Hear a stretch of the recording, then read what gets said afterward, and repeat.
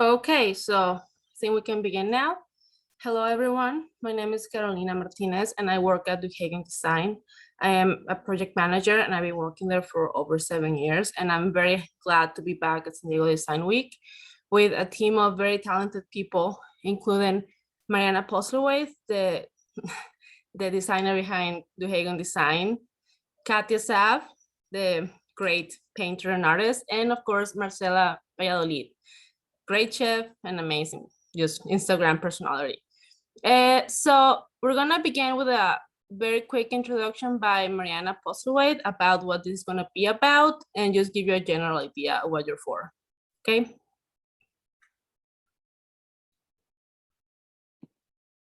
Hola, hello you guys, I'm Mariana. I just wanna give you a quick recap of the house we are looking at and about the event. So basically this was our COVID project. When COVID struck, we were like without houses. Everything was put in pause. But this particular project was all virtually done. And to my surprise, I was amazed by the outcome and about all, the teamwork and everything that we built to make this work. It's basically a medium-sized Coronado house. It's sort of beach, nautical California with a touch of Mexico, a little touch of Mexico. I will give you a short tour in about 15 minutes or so after Carolina walks you throughout all the design process. And this particular meeting with Marcela, Katya, Caro, and I is very, very, I'm very, very excited because we basically did a pairing of all the arts, visual art with Katya Saab, and food, cuisine with Marcela, and of course, interior design by Casa Duhagón. And as you know, Caro was a project manager. We will be showing you renderings, drawings, a little bit of before and after. The house was built from ground up. So we basically worked with the architect, the builder. It's a custom made house. And almost all you see is Mexican labor done in the US. So all the woodworks, the floors, the tiles, everything was placed by Mexican Americans, which I am very, very proud of. So hope you enjoy it. Next is Marcela Valladolid. She will be telling you about what she will be presenting. And if you want to join in, she will be asking you to have some ingredients out. So bye, see you soon. Okay, so I'm unmuting myself. Can you guys hear me? Yes, okay. Hi, San Diego Design Week. This is Chef Marcela Valladolid. Super excited to be with you guys today. You guys know me as a chef. Hopefully everybody was able to find the Zoom link. I am not only a huge fan of Mariana and Casa Duhagón, who made this beautiful home. She's also a dear friend, and she's spearheading the full remodel of my home in Chula Vista. So when we were speaking about that remodel, she said, listen, would you like to partner up for San Diego Design Week? And I said, yes to anything you say, Mariana. So here I am. And basically she wanted me to do something that kind of goes with the house, that's creative, that can kind of show you something in a very short amount of time. And I've been working a lot with flower press tortillas. I have a 1,400 square foot edible garden in our home in Chula Vista. And it was completely, I don't want to say dead, but it was not, we weren't harvesting during COVID because obviously there was a lot going on in the world. And now the garden is back, and I am just filled with edible flowers and fresh herbs and all these things that I can use. So that's what we're going to do at the end of the Zoom. Very simple. I'm going to suggest purchase masa if you don't know how to make it, masarina. And I'm going to teach you or tell you very quickly how to press flowers and why it's important and which flowers you need to pick so that you don't get into any trouble with pesticides or stomach issues if you pick the wrong flower. Very simple process, really beautiful result. I'll see you guys back here after the tour. I think I'm the last one to speak. So I've got my setup ready and I'll see you in a few minutes.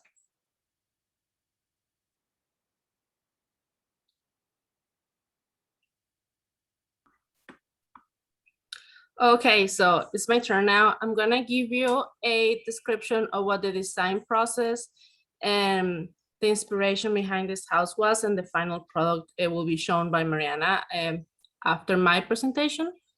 So, design process. As Mariana told you all, this was our quarantine project. We did everything through Zoom. We had very few site visits.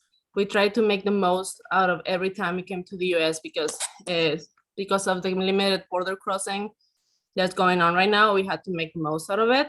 So we knew from the start we wanted a very warm, beachy style, but also very elegant. We wanted to include blues to give it a little bit of freshness, but also very warm tones of the seagrass and the wallpaper, the hardwood floors, and also the elegance of wainscoting and white molding. So this was the first thing we came up with. We want the house to look like these colors. So after that, we like to see the vibes of other projects. We don't like to steal anything. We like to draw inspiration from the other houses and their spirit and the energy that they give out to the world. So we definitely knew we wanted a blue kitchen.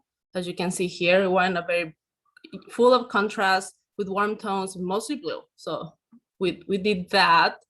For living room, we wanted something very airy, but also very warm and elegant. We definitely wanted a fireplace and some beams in the ceiling. Bathrooms.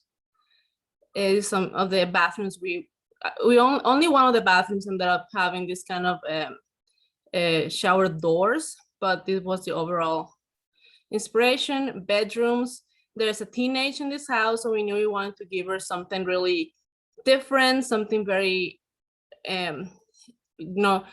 inspired by what is current, but also she gave a lot of input. She was a great client. She had a lot of insight every meeting. And well, we like to show our clients the closest thing to the final product as we can. So these are the renderings we use to preview the design to our client. We like to show everything, even to the poles, to the faucets. Everything that is shown in the renders are exactly the same as the ones that are gonna be installed. So I think the only thing that we didn't use in the final product were the chairs.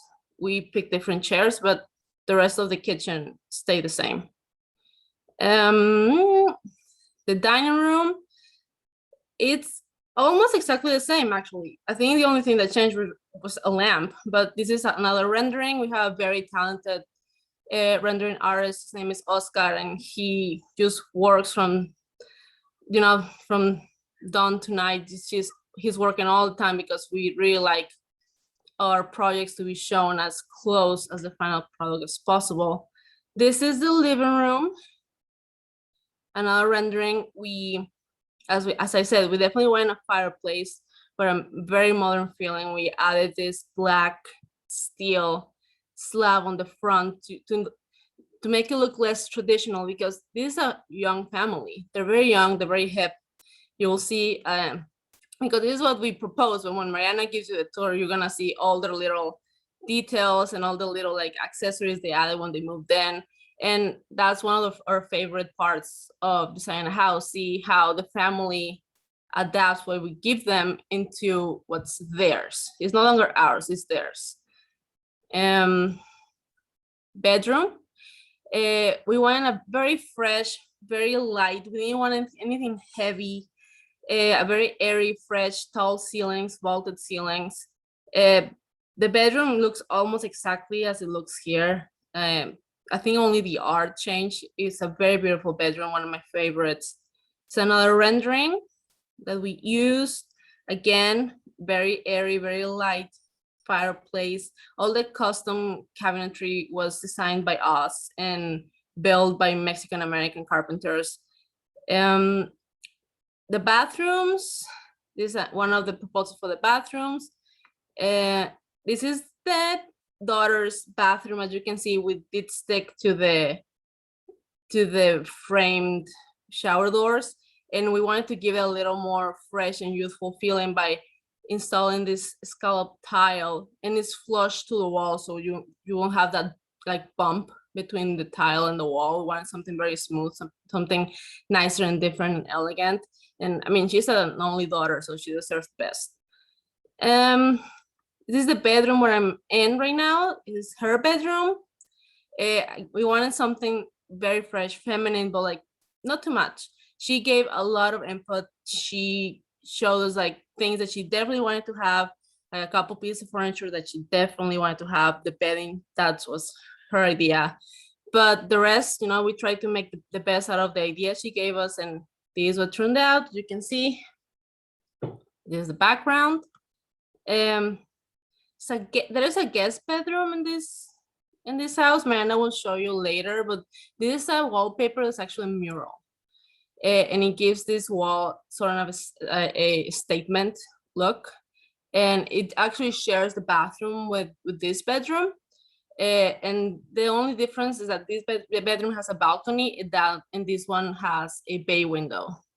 So each gets something out of the windows. And this is the garage. They don't really have any use for the garage, so they decided to turn it into this like family room / gaming rooms / bar. So that's what happened. The husband in this family, he's a surfer, so he definitely wanted to have his storage for his surfboards, and these are actually pieces that they already have. So we like to implement things that the family is attached to and find them a place in the design. So they definitely wanted these surfboards to be used. So we found them a very special place here in the garage. And as for the execution, like we worked alongside a contractor in this project, and we need to give them a lot of information. So what we have in our renderings actually comes true. So we have to specify the kinds of lighting fixtures, the kinds of finishes, the heights, depths, everything. So there's no mistake, because this is very important, because even if they buy the nicest, most expensive accessories, if they're not installed properly, they will not look as good as they should. So we really have to take a lot of care into that. These are some lighting plans with the fixtures that we proposed. This is the second story. Again, some of the lighting plans we had to modify the entire lighting plan for this house. Is completely different from what it was, because we added all this these beams in the ceiling were in the original design, so we had to adapt all the can lighting into our design. And this is the kitchen. This is one of the plans. I really cannot share you all the plans with for the kitchen, because there's too many details. But this is like the main wall with the cornufe range, with its marble hood, with the canning in the cabinet. So this is what we have to draw. So it actually comes through. The carpenters use it to build it. Also the contractor to leave the plumbing, the electricity, because again, the kitchen is completely different from what was originally proposed by the architect that designed the house. The kitchen cabinets, with what every cabinet is, because since it has this little design with the sticks all along the island, we had to really like make sure that they put everything where it goes.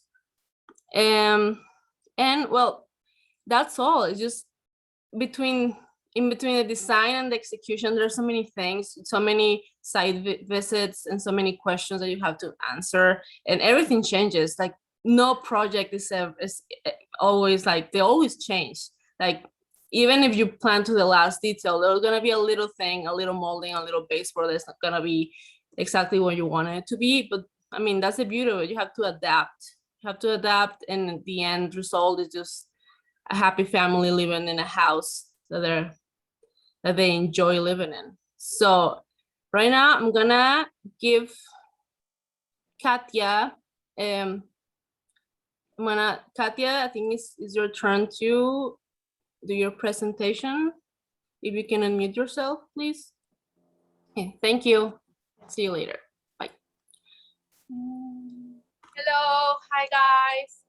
So I've been living in San Diego for 9 or 10 years. I am from Mexico, and I have had the pleasure to work with Mariana in different projects. I did my first solo exhibition in her store in Mexico, in Tijuana.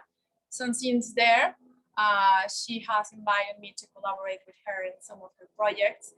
And I was thinking on my way here where I was going to talk, but actually it has been just beautiful. It's just an easy collaboration. She trusts my work, and she have an eye to connect in a beautiful way art with her design, and also to connect with the collectors or their clients' personality. So I have enjoyed so much. She chose some of my paintings from different series. So even though the house has a lot of my paintings, they are all different. Some works with paper, some works with these textures. I don't know if you guys can see it. And some other big paintings that are one of my latest collections that I literally cut some of my canvas and stitched them together. And so she chooses those paintings, and while you walk through the house, you cannot really see that they're only paintings from the same artist. So I really like how she installed the paintings. Is there any question or anything specifically that you would like to know? I can read questions from the chat. One sec.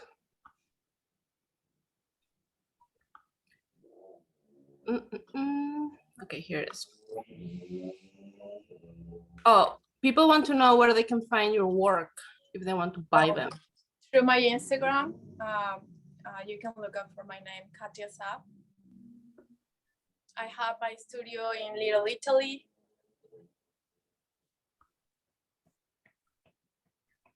Okay, how long did the entire project take to complete from start to finish? It took about, well, when we started working on it, it took about a year, a little bit longer than a year. The house already began construction, but from just the basic like digging and all that to the finished project was like a year and 4 months, I think, right, Mariana?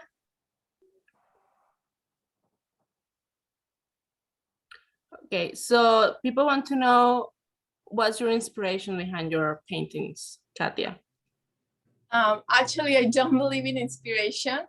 I do work every day, and each one of my series, it's part of what I want to express.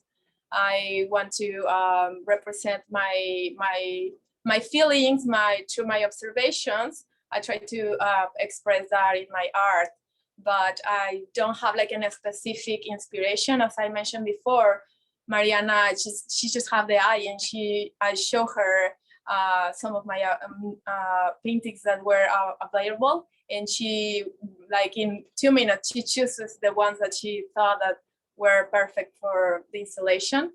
And yeah. Okay, well, if there's not any questions, we can go ahead and start with the house tour with Mariana.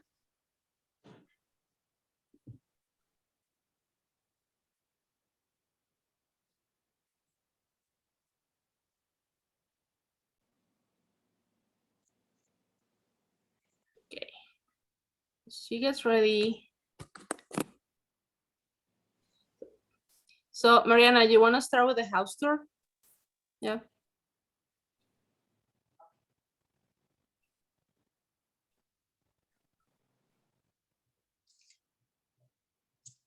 Bye. I've never done this before, so you have to bear with me a little bit. I'm going to turn my camera. Where do I turn it? Hold on. Okay, so this is the entry, the stairwell. We did a seagrass rug, black railing, very slick, very modern, and all these beams. Everything is white. Actually, this fabulous chandelier is from my favorite designer. Her name is Kelly Wursler. I begged for it to be bought. And this is the living room, fireplace, TV. It's an all open design.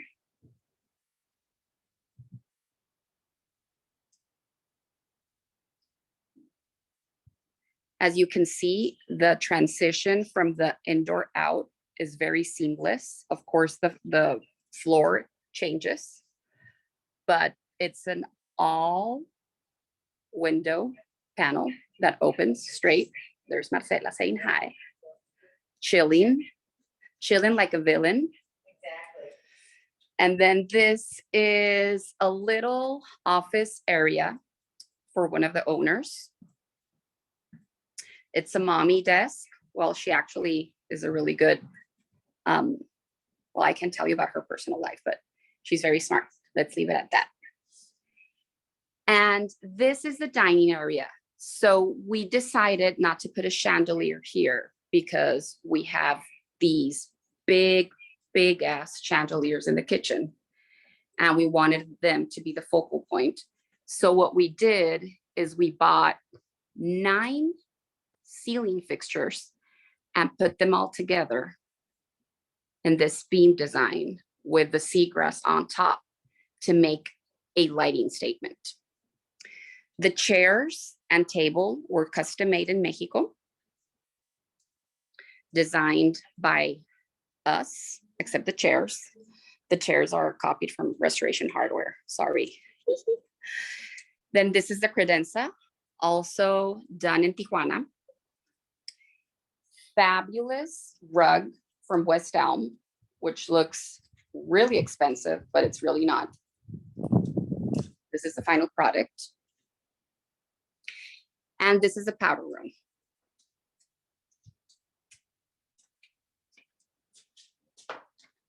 Very simple, contemporary.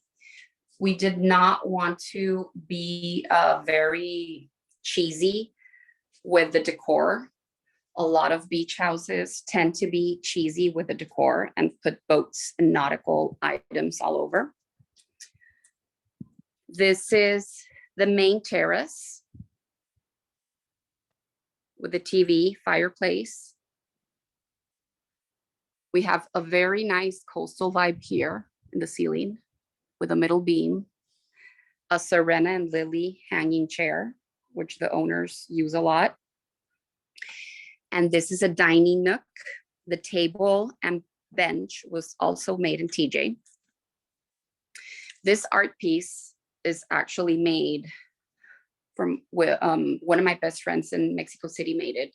It's made out of Venetian glass. She lives in DF and it's like a abstract ocean of some sort. And this is our kitchen. State-of-the-art, sub-zero paneled, La Cornufay, and a wonderful, like you saw in the render, a wonderful hood, also custom made with its liner. All of the tile was handmade.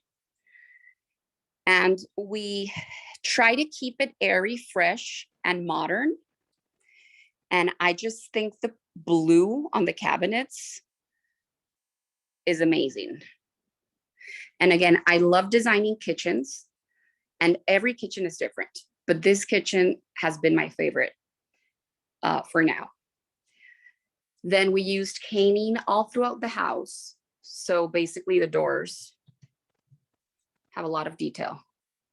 See-through They vent. Miele appliances.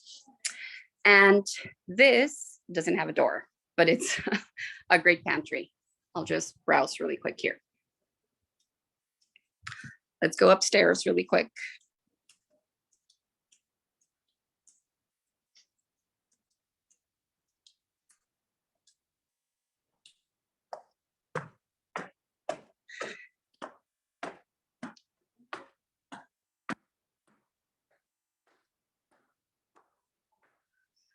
Let's do the master first. A lot of Serena and Lily, chandelier, the bed, very fresh, like Gato said.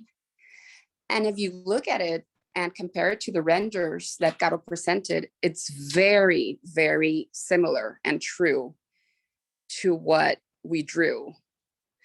And I think that's the most important thing for our clients. They have an amazing terrace here. Also, these guys are from Serena. In each room, we hanged a Ballard design little basket for the beach and put some towels in there. So it's cozy and easy. And this is the bathroom, the master. We did some Mexican tile on the floor, marble all around. This bathroom was a little bit tough because the whole slabs were put in. And well, if you're a designer or if you know how this works, it's basically having 4 guys putting the slabs in. And then we book match them. And this is a vanity. There's a lot of sun, so probably you're going to see a lot of glare. Again, the cane, nice fireplace. The most beautiful thing about this house is that it's not, but it's not small. I think it's perfect size. And we definitely nailed it. The owners are really, really happy. And we have a Jack and Jill here. The doors also custom made and designed by us. They're cedar on the inside and white on the outside. This is the bathroom for their little girl and acts as a guest bathroom as well. Very modern, very beachy. And then here we have a large ladder. This is a bedroom. This is Caro. Hi, Caro.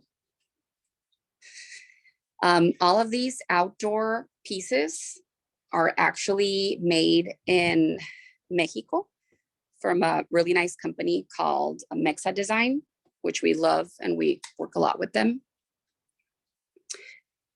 And that is it, my friends.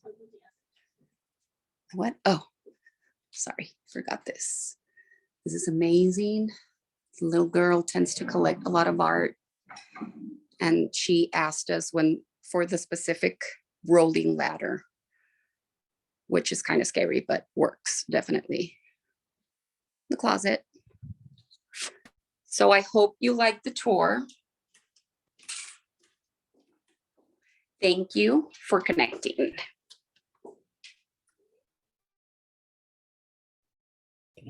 Thank you, Mariana. That was great. I love this house and I love how much detail you put into it.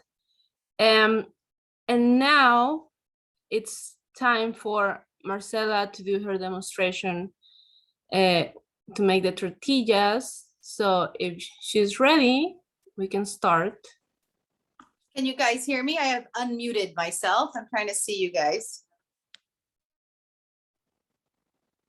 No sé si estoy, can you guys hear me? I'm unmuted. No tengo mute. Ah, okay, okay. Well, super simple. I thoroughly enjoyed your tour, Mariana. I am blown away by the fact that all of this flavor is from Tijuana. That makes me incredibly, incredibly proud, especially because that's the direction we're going in with our kitchen. Super simple. In terms of tortillas, I have no idea who's watching or if you have ingredients or what you're doing, but I'm just going to talk through this very quickly. This is masa. You can purchase it. Like, don't stress. Here in San Diego, you can go to your tortilleria, go to Northgate. They have great quality.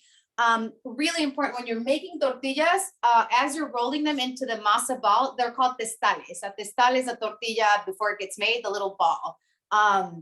Really important to make them ahead of time just to kind of expedite the process. Most important part is to always keep like a moist towel over them to not dry out the masa. If you don't do that, once you press them, you'll get all those like cracked edges and your tortilla will be dry. It'll taste great, but it'll be a little bit dry.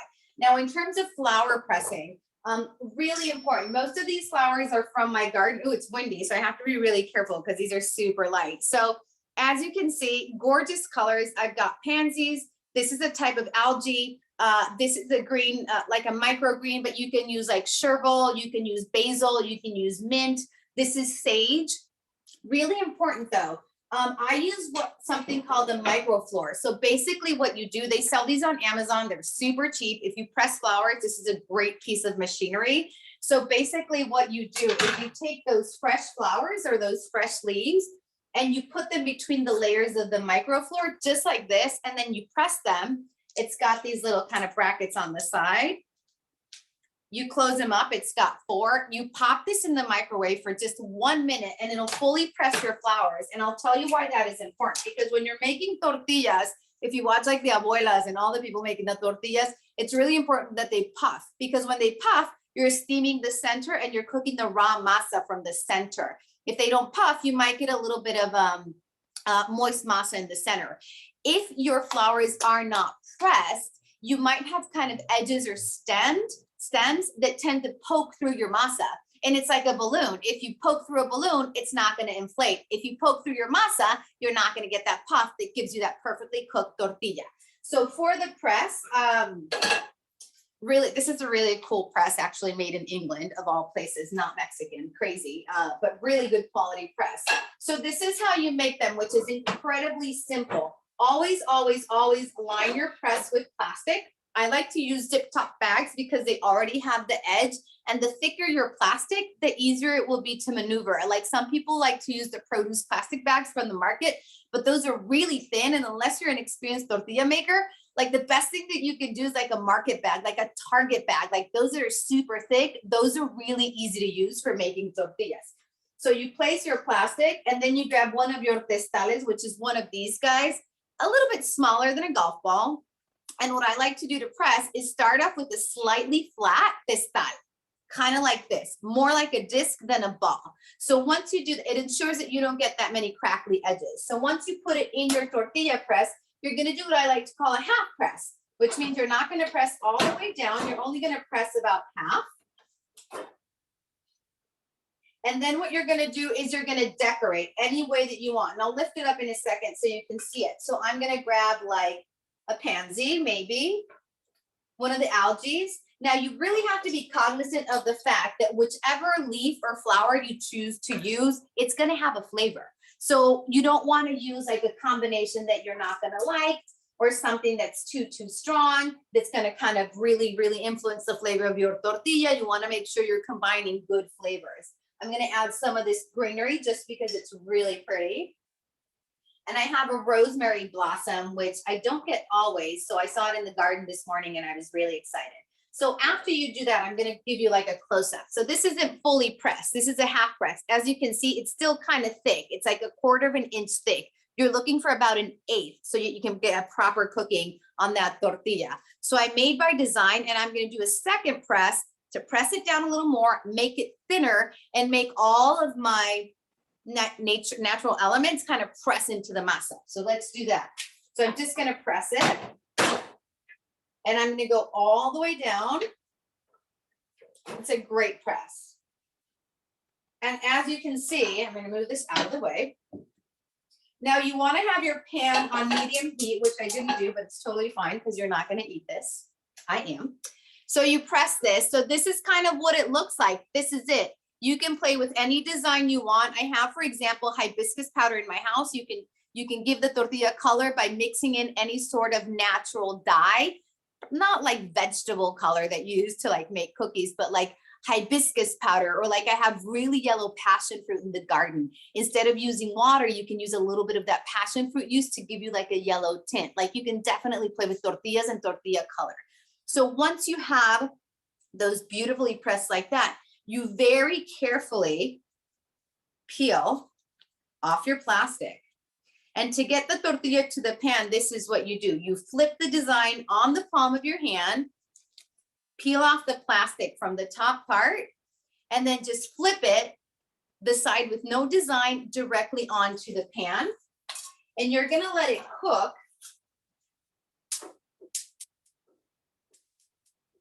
for about 1.5 minutes on side one. This is the most important part about making tortillas. We won't have the time to do this live, but if you're taking notes, this is the most important thing you will ever learn about tortilla making. 1.5 minutes on side one. And then you're gonna flip it 30 seconds on side two. Back to side one, and that's when it should puff. And that's how you guys make a pressed flour tortilla. Let me know if you have any questions. No questions? Well, someone asked on chat that they live in Northern California and they don't have any Mexican stores or tortillerias around. So they ask if there's any other way for them to get masa. Absolutely. It's available online everywhere. You can literally go to Amazon. Let me turn this down a little bit. You can literally go to Amazon and you can, Macienda is actually, they're not on Amazon, but Macienda is a great masa harina maker, which basically means like the dried powder, like the flour, right? So really important tip, when you purchase the masa harina, follow package instructions, because every masa harina is going to have a different ratio from water to masa. Once you follow the package instructions, the most important part about making masa for tortillas is the rest time, which a lot of times doesn't come in the package instructions. So after you blend in that, or you mix in the water with the masa, you have to give it that resting time. Another thing that's really important if you're making this at home from scratch is masa harina isn't like bread dough or flour doughs where you have to be concerned with developing gluten and getting a tough dough. On the contrary, the more you work your tortilla masa, the more tender it's going to be, because you're literally pushing the water into the masa harina. So you have to be really patient and really work the masa harina for a good 10 to 15 minutes, which doesn't sound like a lot, but when you're doing it, that's a long time to be working in a masa. So make sure you give it that time, and you always want to err on the side of extra liquid versus less. If it's super sticky, obviously add a little bit more masa harina, but you always want it to be nice and really pliable and really soft. You're looking for a consistency of Play-Doh. And they can look up this information also in your blog or your cookbooks, right? Say that again. Oh, they can look up this information. No, I've never actually. It's coming in my next cookbook, which is going to be published in 2023. My Matriarca cookbook that we just sold the proposal. We're super excited. And all of my tortilla tricks and tips are going to be in that book, which gets published in 2023. So we have some time to plan. Well, they have something to look for. And someone had another question. They could not hear how long they had to leave the tortilla on the comal for the second side. Oh, for the second side? Okay, so side one, I just flipped it. Side one is 1.5 minutes. Okay, I just flipped it. Side two, this side is 30 seconds. Okay. Side three, which is back to side one, is where you're gonna fully cook your tortilla for another minute or so, and that's when it should puff. Okay, awesome. If you don't grow your own flowers, where can you buy edible flowers from? Okay, great questions. And if you do not get them like out in the wild. The most important thing, before I tell you where you can buy them, I can tell you where you can buy them locally. You have to make sure that they're organically grown. You can't just see a pretty flower at your neighbor's house and pick it, because It's probably grown with pesticides. And because of the texture of petals, they really absorb the pesticides. There's certain like fruits and vegetables that you can be like a banana. If it absorbs pesticide, at least you can peel it, right? And you're just getting the center of a banana. But with a flower, the petals are directly affected with the pesticide. So please don't forage unless you're 100% sure that things are organically grown. Number two, even when things are grown organic, they can be very damaging to your stomach and cause some adverse side effects if they're not meant to be edible flowers. Like for example, the blooms on potatoes, those are actually considered venomous. Those could actually land you in the hospital if you eat them. So make sure, oh, I can smell this. We got a little toasty over here. Make sure that the flowers that you're eating are 100% edible. Here in San Diego, you can go, Whole Foods always has like a little package, which isn't great, but it has some variety. Specialty produce has an entire refrigerator walk-in here locally in San Diego on Hancock Street that has a great selection of edible flowers, and they have them year round, which is awesome. I get the flowers 90% of the time from my garden. Some more exotic varieties I definitely get from specialty produce, but the takeaway here is make sure you're organic or you're getting organic and edible blooms if you're going to eat them. Someone wants to know, where can they find that tortilla presser? Someone wants to know what? Can you say that again? The tortilla press. Where can they buy it?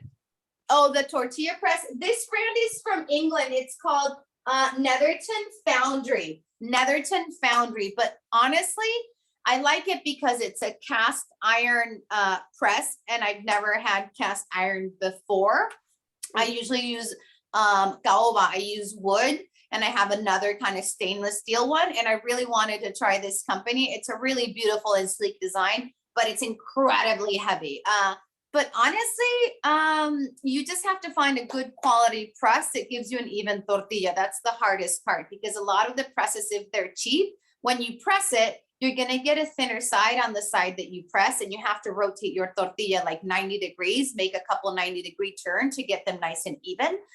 So just make sure you have a good quality heavy press when you're making those tortillas. Okay, and one last question, I think is an important one. Someone is asking if they can just use maseca in the white bag. What was the question? I'm sorry. If they can use maseca. Well, I can't endorse any brands. I don't endorse any brands. Maseca isn't an I tend, for my home, for my children, for my family, I tend to buy organic masarina. I tend to lean towards obviously not genetically modified ingredients. Maseca is a conventionally grown corn, they actually use corn from the US as well. I have nothing against the company, and I'm sure it works great as a masa. I personally don't purchase it. All right. Well, thank you so much. I think that's all for questions. Maybe could you show us the final product, the tortilla? Well, I sort of burnt it because I was talking to you guys, but this is it. I was talking, but you can see like the charred edges. But I'll tell you how you can say this, and this is really important, guys. If this is actually completely edible. I'll tell you why a tortilla warmer, and these will be on my site for the Christmas shop.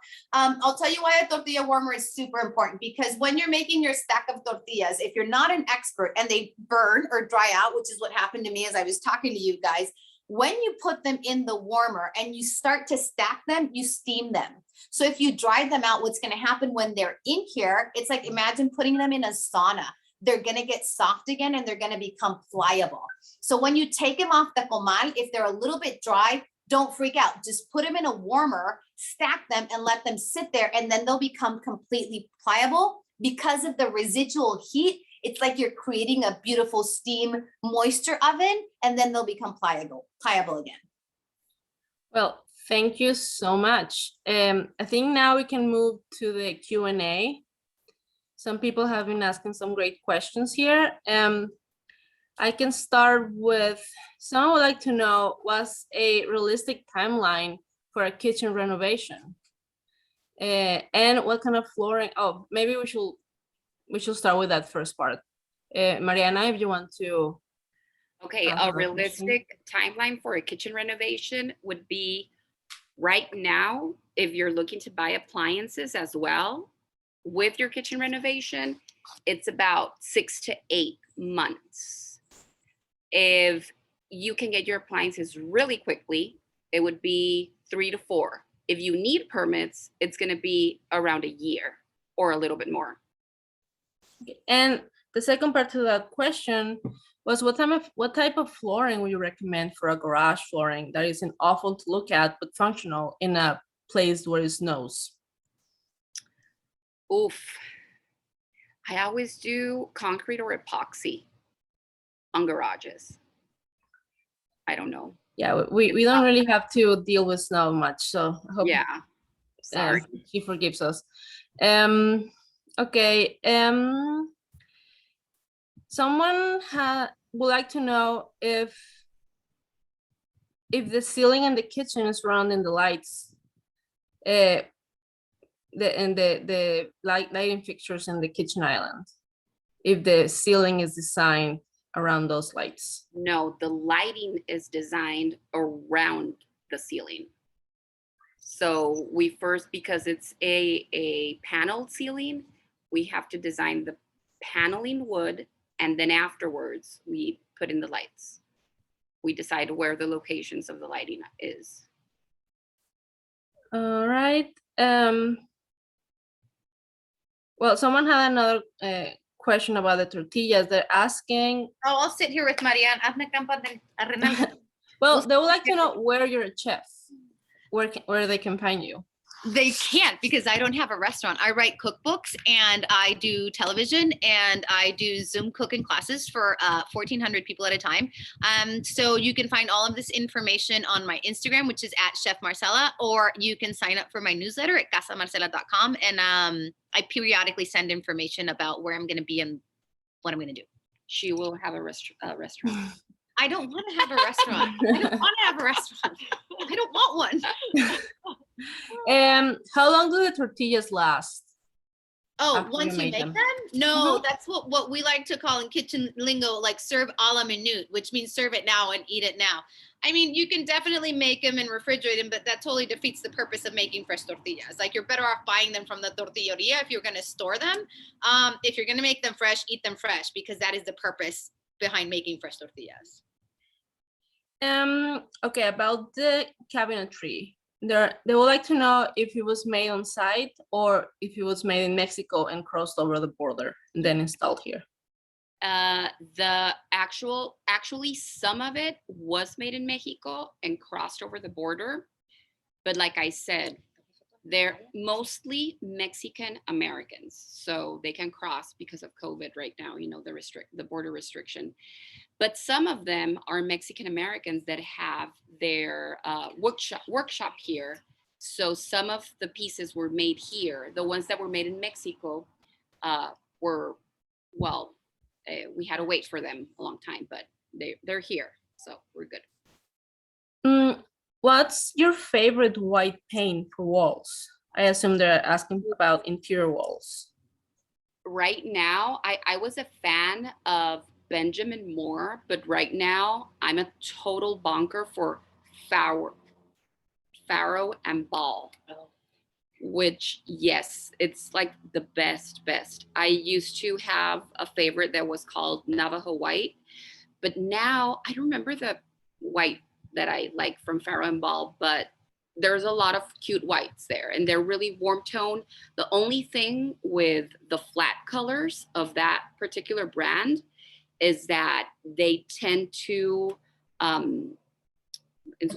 get really dirty because they're so flat that they get very, very dirty, but they're precious. They're almost like a cotton linen. It's fabulous. Probably for a house with just grown-ups and no children. Exactly. No commercial projects with that paint. Okay. Someone is asking what they can eat the tortillas with. Oh my God, everything. Let us introduce. Our artist, she just went like this, like, oh my God. No, tortillas are, they're a vehicle. They're a vehicle for, they're Mexico's vehicle for food. You can do shredded chicken, shredded beef, carne asada, cochinita pibil. I'm working with the egg board and I'm like, forget avocado toast. We're doing avocado tortillas. We probably all grew up eating tacos de aguacate. blank slate is what it is for you to build on. It's a very neutral flavor from the earth. It's corn. And that's what's so amazing about it is that it's a natural pairing from any protein, from fish to poultry to beef to any vegetable. That's what's amazing about it. It's literally you're getting a white canvas that's full of flavor and tradition and earthiness that will pair nicely with anything. If it's hard to wrap your head around it because you didn't grow up eating tortillas, think about it as like a crusty French baguette. Like, what would you put on there? There's nothing that a crusty French baguette won't work with, even from savory to sweet. So it's like a blank slate that you can fill with pretty much whatever you can imagine. And very nutritious too. Yes. Yeah. If it's a properly made masa, it can be very nutritious. It can be very non-nutritious if it's with preservatives and chemicals. Stacy would like to know if all of your recipes are inspired by Mexican cuisine. For the most part, because I'm Mexican at the core, but my cuisine is very California Mexican. I grew up on this side of the border. We actually have a very Mediterranean climate in Baja. It is actually the birth of a Baja Mediterranean cuisine. If you Google it, it's a very interesting culinary movement that was born in northern Mexico. Because we have a Mediterranean climate and we have very Mediterranean ingredients, the food of northern Mexico and California, considered Mexico, I think is a little bit healthier and a little bit lighter. We have a lot of ocean to table cuisine, obviously, because we're right on the Pacific Ocean. In California, we just tend to be a little bit more conscious about our health. So when I am cooking for my followers, they know that my style of cuisine just tends to lean a little bit towards healthy, but it's always Mexican at the core. Those are my favorite ingredients to work with. Mexico is one of the most biodiverse countries in the world. So in terms of ingredients, we have the most incredible and massive amounts of ingredients that you can think of and play with. So it's always going to be Mexican inspired, but I love adding French. I've done sushi with Mexican ingredients. With tortillas? No, con arroz y chipotle. Italian and Mexican food make a loving pairing. Like, I combine it all the time, but always Mexican at the core. And lastly, Stacy would like to know how they can find your cooking classes. Yeah, well, as mentioned, if you sign up for my newsletter at casamarcela.com, you'll get the information. I post all of the information on my Instagram, so turn on your alerts. So basically the cost will drop, and it's first sent to my current students, and then we sent the link to all of our newsletter subscribers with an opportunity to purchase. The easiest way to get a guaranteed spot in the class, because every single one has sold out in the last year, except for the one when we made bacalao. People didn't want to make bacalao. You go to Eventbrite and search for Marcela and Karina show, and you sign up for alerts. And that's the best way to guarantee that you're going to get the class, because as soon as we build the class on the Eventbrite site, sells out. But you automatically get the alert from Eventbrite, so you can buy. We usually sell out in like 24 to 48 hours, sometimes sooner, sometimes later, but that guarantees that you'll get a ticket. Awesome. Would you like to add anything else, Mariana, Marcela, Katya? We have two in the Q&A. One says, how do you prevent pressed flowers from turning color browning? Yeah, they're going to brown a little bit. They're going to spot. They're going to dry out. You're definitely going to lose some of that natural pigment because you're adding heat. So the best way to do that is to try to cook on the longer side with your masa side down. There's going to be some browning, and I think that's part of the beauty of it. You're going to get some of that brown tinge, which is totally normal and expected. And then the last one is, I have blue cabinets and will soon update my countertops. What design color do you recommend? Híjole, for blue cabinets, it can be either beige, white, or gray. Don't go with dark colors. Well, you can do black. Negro marquina is a really cool color. What is negro marquina? It's a marble. It's beautiful, but it's all like veiny. I don't think you would like it. You don't like veiny. But tend the neutrals. Neutrals are best. Don't do granite because it's very, very busy. That's it, I think. Ya, nos salimos. What is happening? I think that's it. No? I think we're done, you guys. Well, thank you so much for joining us for our presentation. It was a pleasure. Thank you for your questions. And thank you, Mariana and Katya and Marcela, for lending us their time to share their wisdom. And well, have a nice weekend all. Bye. Bye. Ay, espérate, pin. Ahí, ahí. Pin.